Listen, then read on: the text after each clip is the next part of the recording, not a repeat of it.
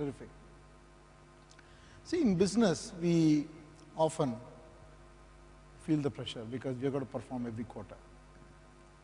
And I want to go back to 2004 in Rawalpindi. You know, you played that marathon innings. I think you played for almost 2 days, 7 or 8 sessions, to score some 270 odd runs to win one of the historic matches. How do you prepare for such a long innings, almost session after session, very tenacious? How do you do that? For me, I mean, obviously, that 270 or those big innings that I've played is, I guess, a culmination of a lot of years of hard work and a lot of years of, you know, batting for long periods of time in the nets, working on things like your concentration.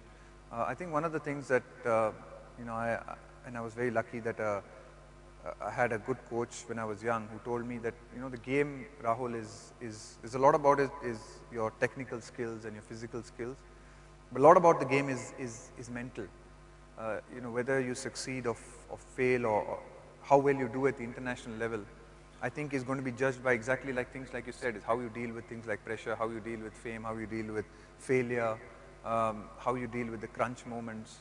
And that's really a mental side of the game. I can't teach you those things. I can teach you how to hold a bat, and I can teach you how to play a cover drive, or I can teach you these things. But you know, the mental side of the game is something that you've got to work on yourself. You've got to understand it.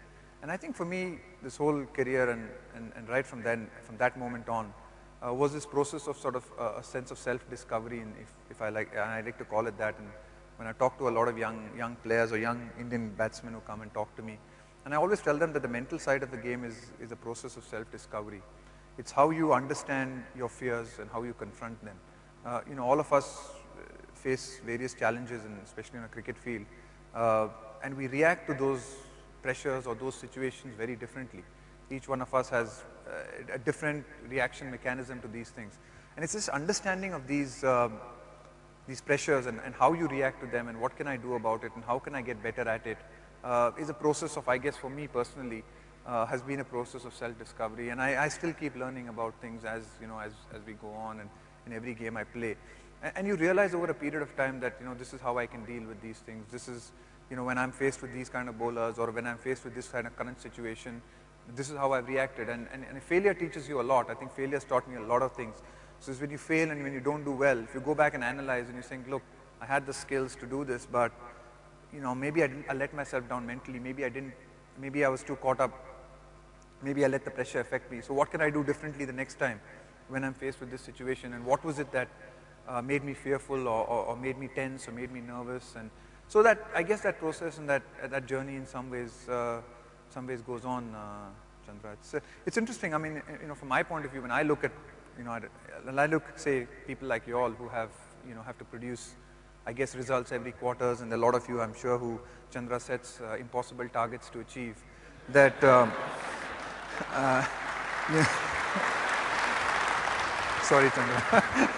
that do face these pressures like we do, and it fascinates me, I guess, you know, in terms of how do you all deal with these things? Because I guess sometimes the decisions you will make or some of the people who work under you make affects people's lives. I mean, you could lose jobs, people can lose jobs. So I guess when I've looked at it and I look at big businesses and what you all do, I sometimes wonder the stress is much more for you all, I guess, in a lot of ways, because I mean, I can make a mistake. The worst thing can happen to me is I'll get kicked out of the team. Nobody loses a job because of me, but you know, you make a mistake and you'll have 400 people here next time. But you got to deal with the sentiment of billion people. If you make a mistake. No, it's interesting. How do you deal with it? What's your mantra to deal with this? I look up to people like you.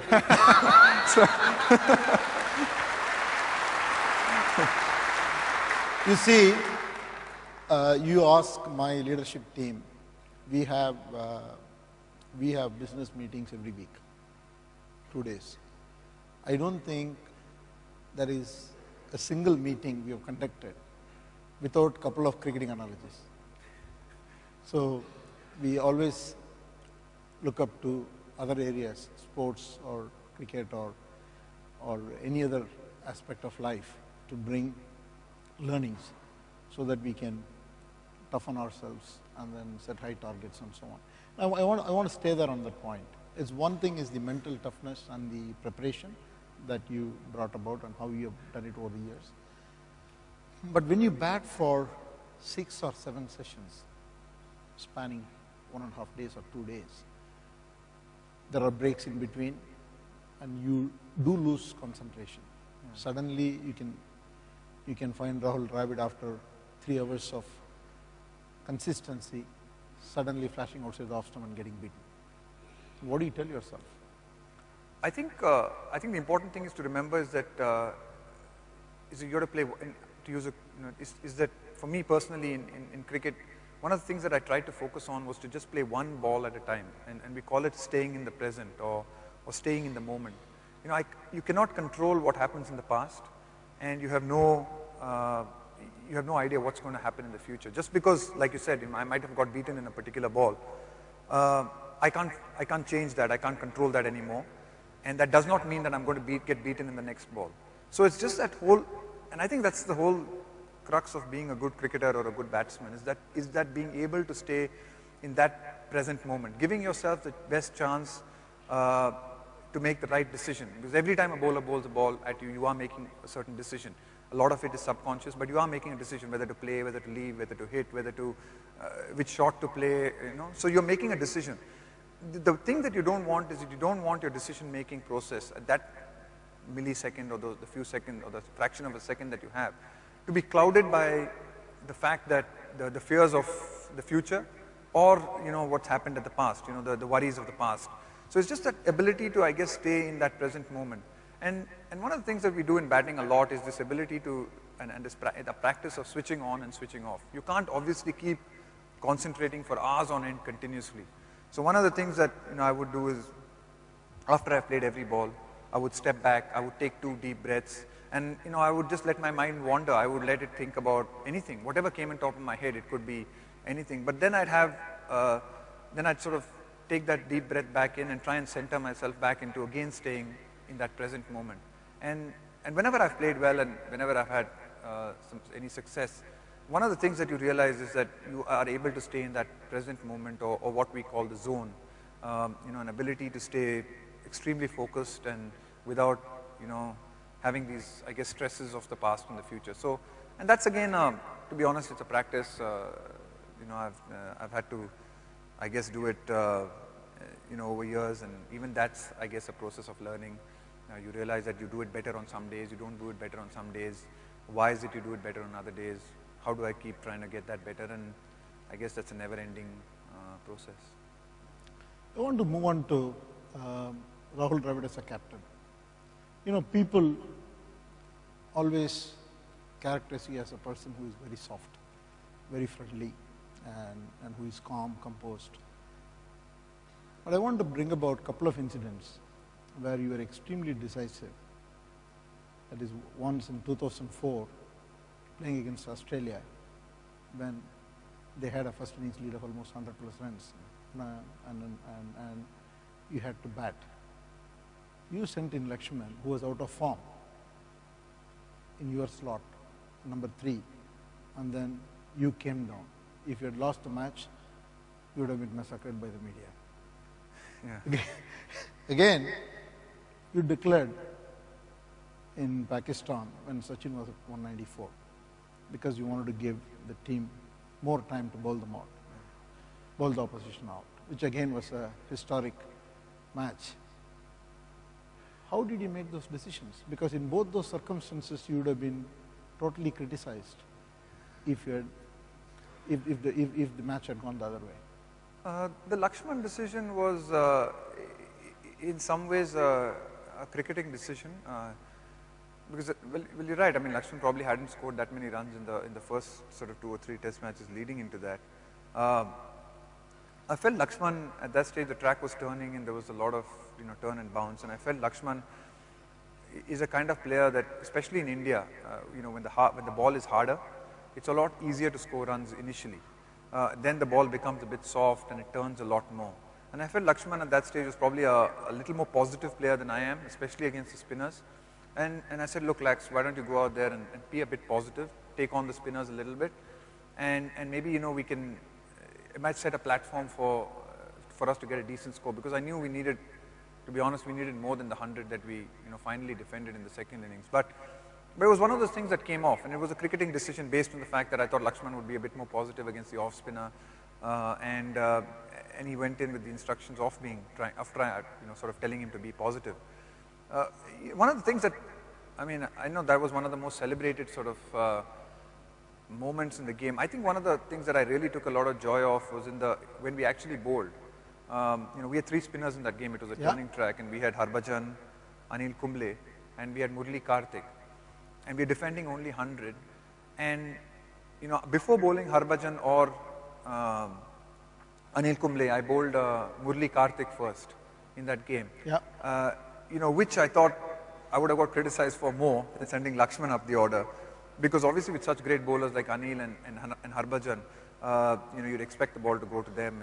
And I'm sure, you know, when I gave the ball to Murali, I looked at Anil's face, and it was not a good, happy face. He was damn grumpy. But you know, but at that stage, I just felt that with the right-handers there, and Murali was sort of spinning the ball, and luckily he got Ponting and Martin out. You got 2 quick wickets for us, and sort of really set the platform for us. But that's something, that was a sort of brave decision in some ways for me, to be able to give the ball to a junior bowler, knowing fully well that, you know, if that didn't pan out, you know, I could have been criticized quite badly. The Sachin one, obviously, you know, in the sense that in my mind, I had a number of overs that I wanted to bowl to Pakistan that evening. I thought that was a great opportunity for us to be able to win a test match in Pakistan. We'd never won a test match in Pakistan. I think that, for me, that was the most important thing. And I think Viru and Sachin, with their batting, have set us such a great platform that I think, you know, we needed to give ourselves the most time to win the test match. As it so happened, we won the test match in 4 days. You know, there was a full 5th day to go, and if I had known in hindsight that, look, you know, the test match will finish in 4 days, sure, I would have given Sachin another 5, 6, 7 overs to get, you know, those whatever runs he needed to get a double 100. But at that stage, I thought that we needed to be able to bowl a couple of you know, bowl at least 15, 16 overs, and I thought, and in a lot of ways, I think the message was clear. I know it did create a bit of friction, I must admit, but I think, you know, both me and Sachin respect and admire each other a lot, and I think it was nothing that a good conversation couldn't solve. Fantastic, fantastic.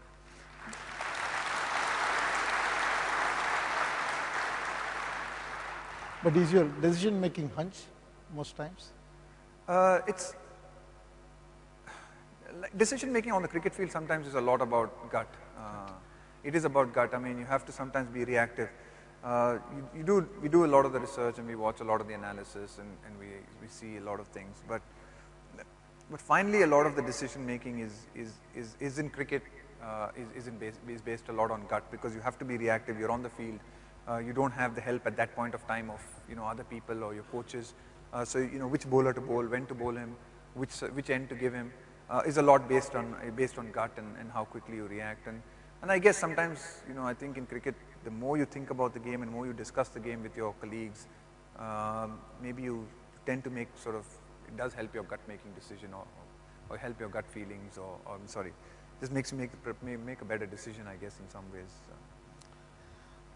Moving to another subject, all of us do target setting. Sometimes I feel setting a target, even if it seems to be aggressive, can itself limit your potential. Let's say you walk into the field and then say it's a 20-20 game, look at the wicket and then say 180 is a good target. Then it kind of immediately sets the benchmark. Yeah. Then you try to play the game for 180. Yeah. So similarly, you are a batsman. Probably, I think I read a statistic that you have faced the maximum number of balls in test matches. Yeah. And for such a long career, you have one of the best averages. And whenever you walk in, is it I know that you would say that I would play every ball on its merit, a ball at a time. But does it play in your mind? Do you have a target like, let me first, okay, I'm a 55 average guy. I've got to maintain my average. So let me score a 55. Let me first play for the first 50. Then let me take it from there, or how do you go about setting a target, qualitative or quantitative? I've never set targets as statistics and numbers. I've never have done that. Right from the time of a kid, and we've had many people, sometimes these sports psychologists and people who've come and spoken to the team and said, look, maybe you need to set targets and you need to do this. But like you said, that's never done it for me. I've never set targets in terms of runs. Like going into this series, like you said, if it's a 3-match series or a 4-match series, I know like 6 innings. So if I look at my average, I say, okay, at least I should get 300 runs in the series. That should be my target. But I've never done that. I've never set a target in terms of numbers or statistics. That's just... They just follow. Yeah, You do the right things and they follow. Exactly. I've looked at the preparation side of things. If there's any targets that I've set, it's more to be with, the preparation of leading into a test matches. Will I hit so many number of cricket balls? Will I ensure that I do 6 or 7, gym sessions, whether it's running or whether it's lifting a few weights, whether it's, ensuring that I get the right sleep, the right diet. Those kind of targets that have a more preparational sort of targets, which I feel get me into the right frame of mind come the first day of the test match or the start of the one-day international or whatever, to set those targets, get all my processes and get everything in place, and then just let it flow rather than, worrying about numbers and saying this is what I need to achieve. Even in a one-day game, I never, when I was captain, and I never set out like, okay, in the first 10 overs, we must score 50.